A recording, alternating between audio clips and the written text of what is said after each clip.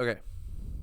So for this one says, one of the sellers at the Valley Farmers Market is Puff Puff Bakery.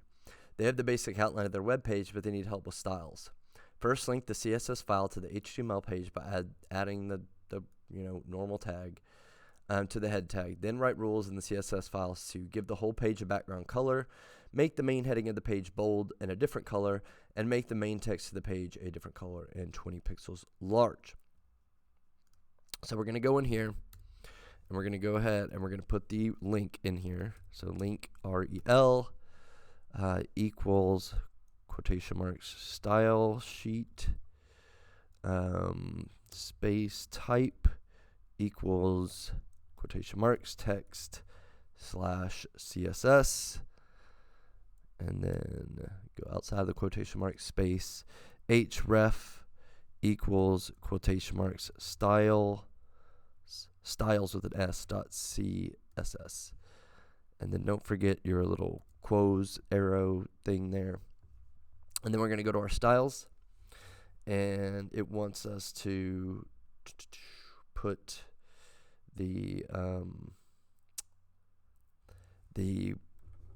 body to have a background color. So we're going to do body, the little curly Q thing will go down. Why am I not? Oh, body, little curly Q thing, then we'll go down. We're going to do background color, background dash color, colon, and you can put, a RGB in. You can just put the name of a color. I'm going to put the hex code, so hashtag A800. Then it wants us to give the heading a certain thing. It says it wants it to be bold and a different color. So the header is the H1 tag. So I'm going to put my little curly Q and my H1 in there. I'm going to do font dash weight colon bold.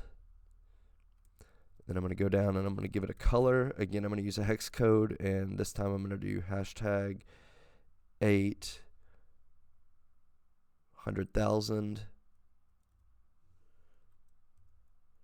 And then it wants us to give the main text, so that's going to be the P tag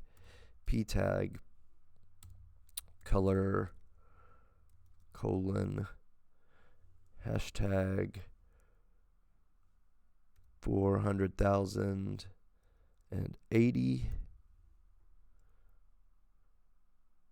and then it wants it to have a font size of 20 pixels. So font dash size colon 20 px. And so let's see what our output looks like. Okay, so this is what our output looks like. Let's see if it meets the requirements, and it does.